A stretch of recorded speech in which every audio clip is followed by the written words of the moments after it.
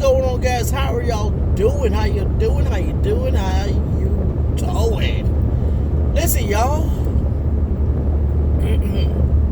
Listen, y'all. I know week after week we talk about the same topic, and I'm going to say, honestly, it's not my fault. And I know what you're thinking. Oh, but you're in charge of whatever you want to bring to the table or whatever you want to talk about. Yes, you're correct. But situations just happen.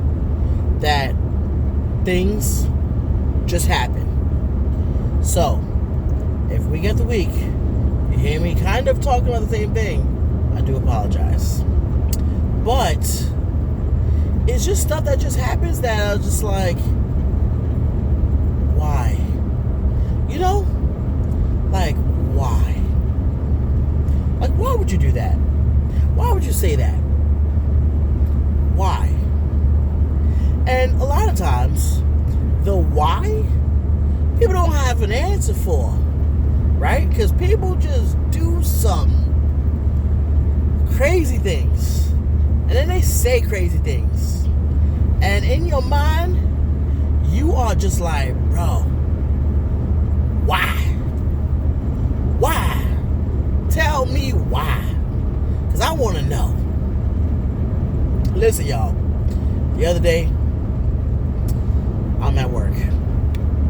And so my coworker, he says to me, he says, he says some crazy things. I'll be honest. He be saying some crazy things. But he says to me, he's like, hey, he says, when you go to restaurants and stuff like that, do they tell you that we don't want your kind in there? So I was like, no. So he was like, see? And people say that this country is a racist country. So I started thinking about it, right? I was like, maybe he's right. Maybe he's right. Maybe we're not in a racist country. Maybe we're just in a country that we think is racist, right? No, ladies and gentlemen, no. This country is a beautiful country, number one. I love America. I love the freedom that we get in America. But, ladies and gentlemen, I don't love the stuff that goes on in America. I don't. Now, as to his question, because guess what? We're not in the 60s no more. We're not in the 70s no more. We're not even in the 80s no more. To where they would ask that question. To where there is a separation between blacks and whites, right? Since we're no longer in that period of time, yes, we can say that since we're not longer in that period of time, we can say that there's no racism. Yeah, they're not discriminating against my peoples. But let me tell y'all something. There's something called an undercover racist. And that's the worst kind, ladies and gentlemen.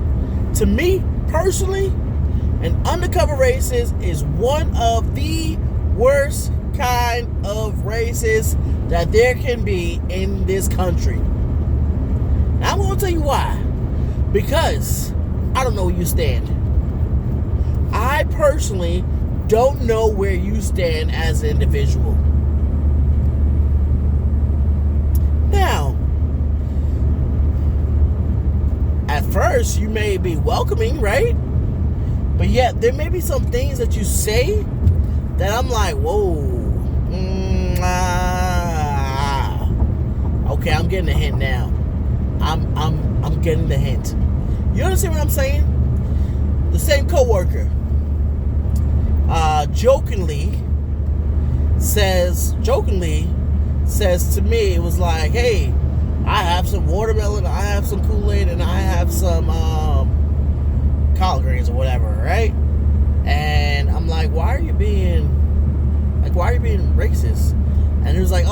being racist. That's just stereotyping. Well, ladies and gentlemen, let me tell you something. When you stereotype, that is the gateway to racism. That is the open door to racism. Now, you may not be fully racist. You may be joking about it. Well, like I said, there's truth in joking. You know, when people say, oh, I didn't mean it. Now, I'm going to question your heart. I'm going to question your motive. You may not have meant it, yes. But guess what? I still feel the pain of it. I still feel the pain of what your joke is.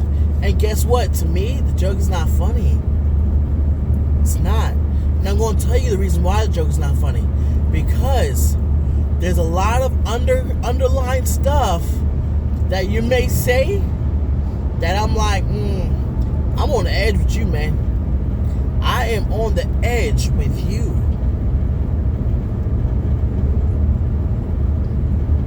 And once again, you may not mean to be racist. You may not mean to say certain things. But guess what? You say it. You say it, and guess what? I felt it. You know? And the fact of the matter is that you could tell me that you're not racist. You could tell me this, that. But as the Bible says, you shall know them by their fruit.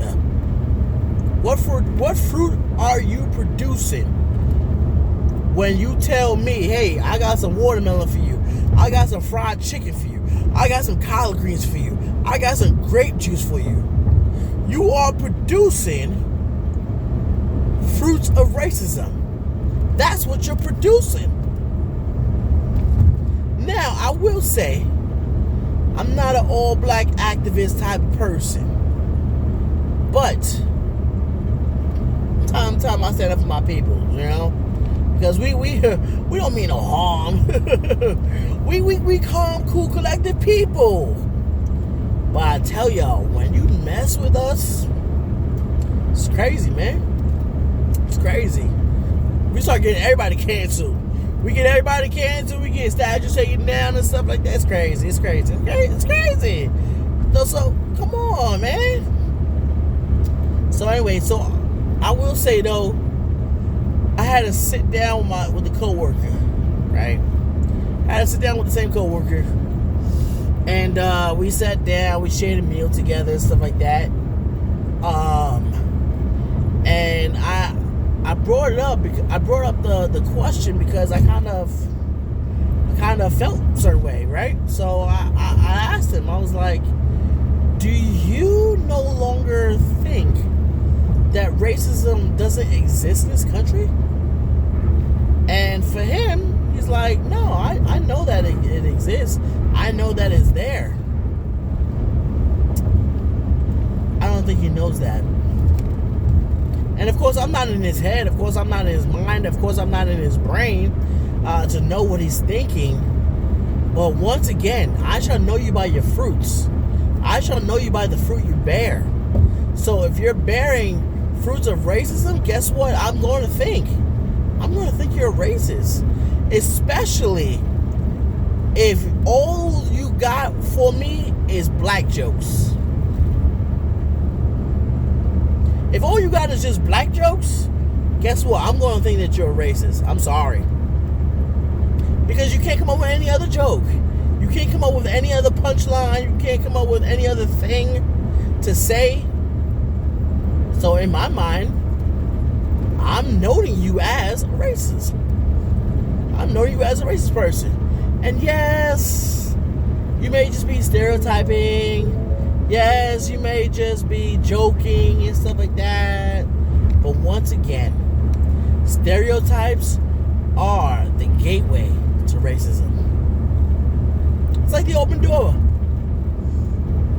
Once you start to pull out a stereotype, once you start to do all that, you're just opening the door to lead into racial tendencies, racial behavior, racial whatever you want to call it. You're just opening up the door for that. Now, I know people don't mean to be racist, but it just happens. And that's why I say one of the worst ones is an undercover racist. Because I don't know where you stand as a person. I don't know where you stand as that. Now, if you blatantly tell me, oh, I hate niggers. Ooh, golly. I said it. I'm sorry, y'all. But, but if you blatantly just say just like that, I could be like, oh, okay. I'll stay away from you because you crazy. You crazy. You know? Like, I'm like, you told me where you stand, so I know where you stand. So now I'm gonna be like, okay, well, since I know where you stand at, I'm not going to cross your yard. I'm not going to cross your boundaries because I know that you hate me and my peoples. Right? But if I don't know where you stand at in life, and that's the hardest part right there, because I don't know where everyone stands in life, and I don't need to know where everyone stands in life. All I need to know is where I stand in life. What I need to know is where's my life at in life. What am I doing in this life, in this present life? What am I doing? That's what I need to know, where I stand. Where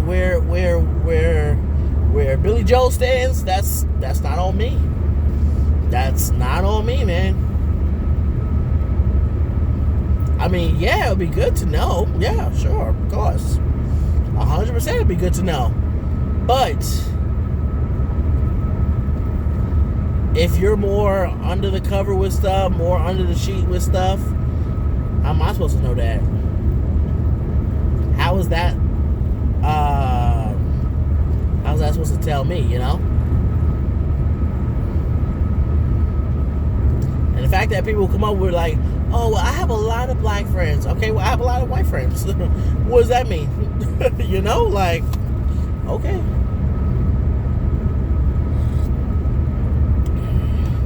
But I do think that there's going to be a time or a period of time where black folks and white folks are really going to have to come together.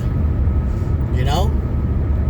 I do think that there's going to be a unified period of time where we're going to put down our differences and come together. Just like I work with the guy, right? So I work with the guy. So, of course, I have to put my differences aside. But at the end of the day, in my mind, I know for a fact. Okay, I don't know, but I feel that you're just stereotyping me, and you're the way that you feel comfortable with being around me is saying all these black jokes or saying this and that. And a lot of times I will say this.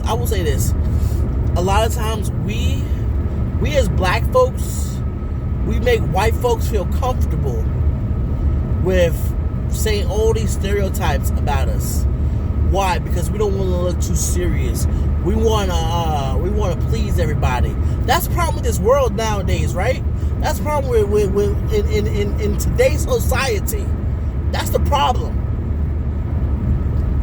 We want to give everybody that little mint on the pillow. We want everybody to feel comfortable. We want everybody to feel relaxed about us. Because we're not going to say, oh, I hate ...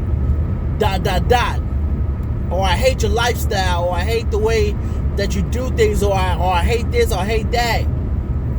But what we're going to do is like, oh, I accept everybody. I accept everyone in this country because I love everyone. And my mom and dad never told me to see color, so I don't see color. What? Man, please. Man, please. I know as Christians in this world, we're not really supposed to be hating anybody. But you know what? It comes to a point in time where you could say, hey, listen, man, I love you as a person, but your behavior, your actions, your lifestyle, I don't agree with. And it's not my cup of tea, man. I'm just saying. You're cool as a person, but your lifestyle, I ain't cool with that. And what I think as this society, we've become so welcoming and so, oh, you just gotta love everybody. Love.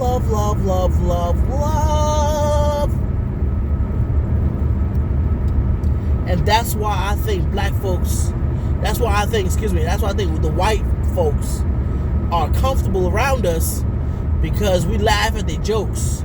We laugh at the stereotypes that they bring to us. We laugh at all of that. Right? But once again, you can't blame the white folks for that. We gotta blame ourselves for that. Look at how many comedians made money off of just making fun of black folks. Look how many comedians made money just making black folks look dumb, making black folks look like an idiot. And I'm sorry that offends somebody, but come on now.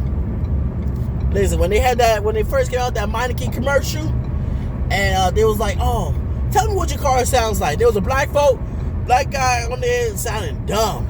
Oh, my car sounds like. But you don't see the white folks doing that. Well, of course now you see it because we gotta make everybody feel okay. We gotta do this. We gotta do that. It's equality. There gotta be equality in this world.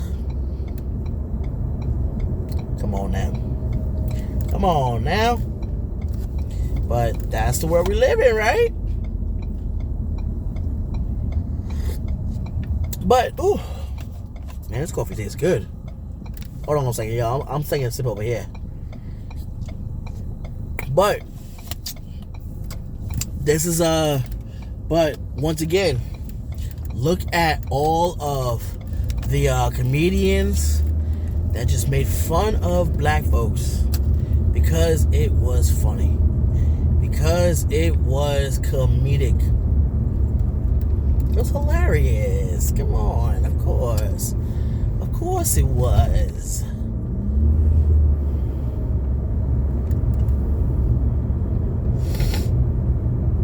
And so now the white folks feel at ease when it comes to making jokes about us. Now the white folks feel at ease when it comes to making stereotypes about us. The white folks feel okay with saying certain things.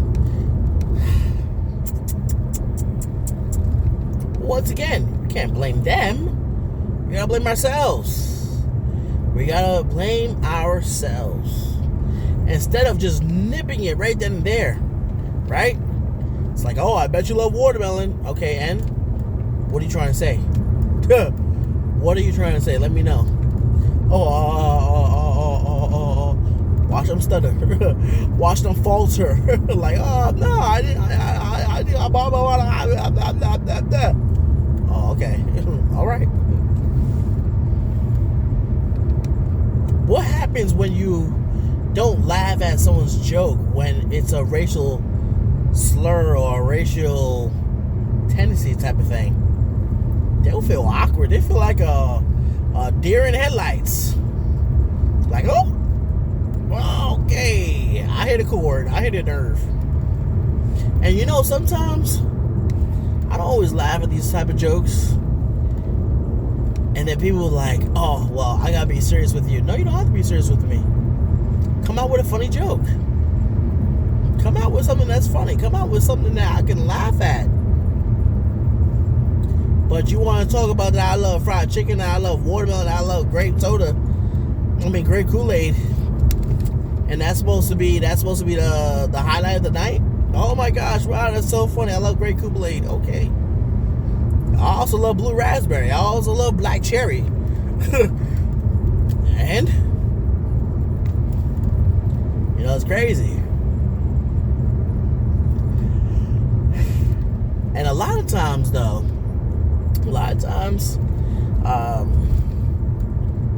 you can't really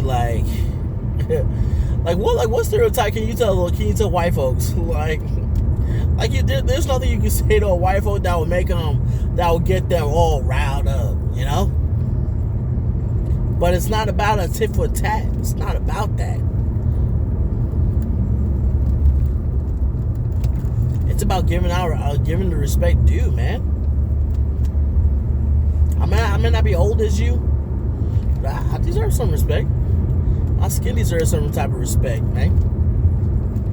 Come on now. You want to live in peace? You want to live in harmony? Okay, it starts now. But like I said, we've given them that open door to say, man, you can say anything, I won't even get offended. Oh, okay. I don't know, man. But stereotypes are the gateway to racism. And like I said before, maybe like a week ago, 2 weeks ago, no, actually 2 weeks ago, because I didn't put a video last week. Like I said before, is that oh man, I just lost my train of thought. Yeah, like I said before, that we as black folks, we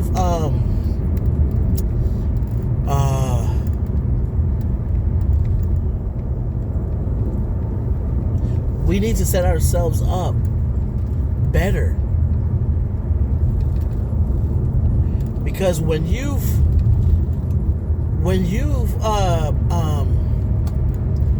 show that you are Nigger, when you're ignorant, when you show that you're an ignorant person, when you show that you have no home training and stuff like that, guess what? The white folks, they're gonna respect you. They're gonna treat you like dirt. They're gonna treat you like dirt.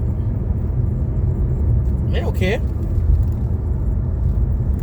But it's how you present yourself.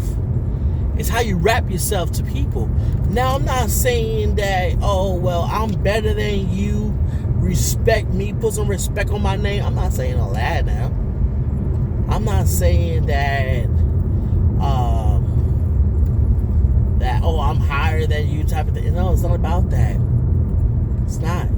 But it's all about self-respect. And we're going to go into that one day. Maybe next week. I don't know. But we're going to go into that. Where it's about self-respect. You got to love yourself enough to respect yourself. Oh, that was good. I like that. I might put that on Facebook. But seriously, you got to love yourself enough to respect yourself. Do you love you? To respect you. Respect you. Hold yourself at a higher mark, at a higher position. Hold yourself to that.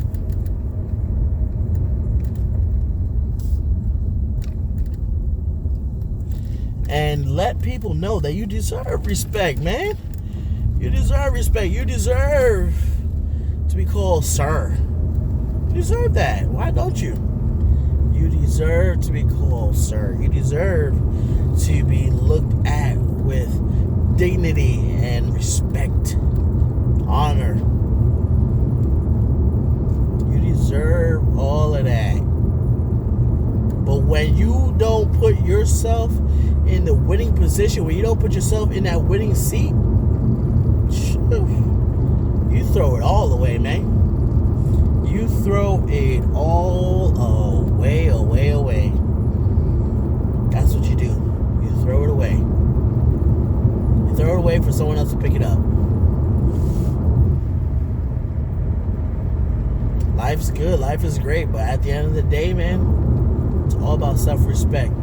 You got to respect yourself, man. You have to respect yourself, people. Stop always putting up these fighting videos. Stop always doing crazy stuff.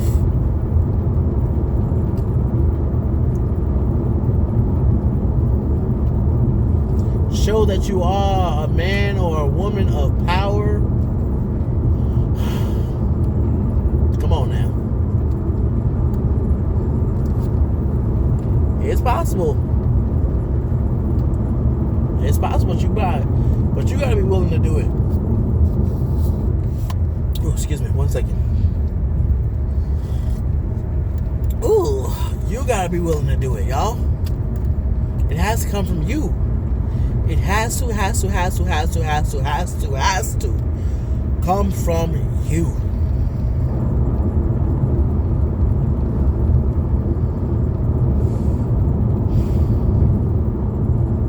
For real.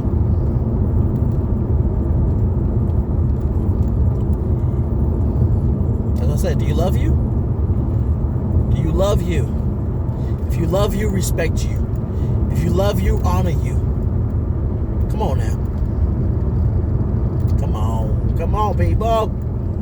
Come on with it. Come on. Show yourself some respect, man. Put some respect on your own name. Like Birdman said, put some respect on your own name. For real, y'all. This is Perkins Talks, all things Perkins. Listen, y'all. Let me talk to y'all real quick about my clothing line, God Breathe Apparel. Listen, so originally I wanted to be called Perkins Closet, but that's what the website is actually called. It's called Perkins Closet. The website is called Perkins Closet. I wanted to actually get something that was actually named after me, but not everybody's gonna wear my size, so that's why I can't say Perkins Closet, right? Because if you go into someone's closet, you're raiding their closet, guess what? You know that they're your size, right?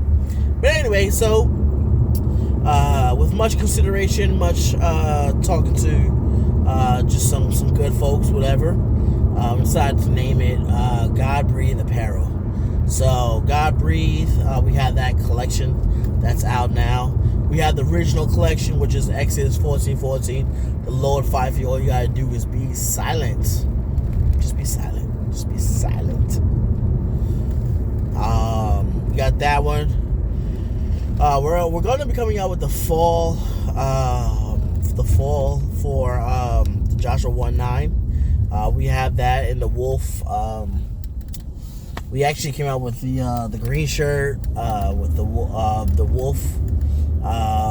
With a group of wolves on it, and on the back it says I am not alone, which I think we might changing up the wording, and Joshua 1:9 on the back, and we might do one shirt in Espanol for my Espanol folks, because I also love I love stuff in Spanish too, you know. So we have that. That's out. But yes, definitely go to the website and support me. Support the movement. Support all of what I do, y'all. This is Perkins Talks. I'll definitely be seeing y'all next time. Perkins Talks, all things Perkins. I'll definitely be seeing y'all next time. Definitely be talking to y'all next time. All right.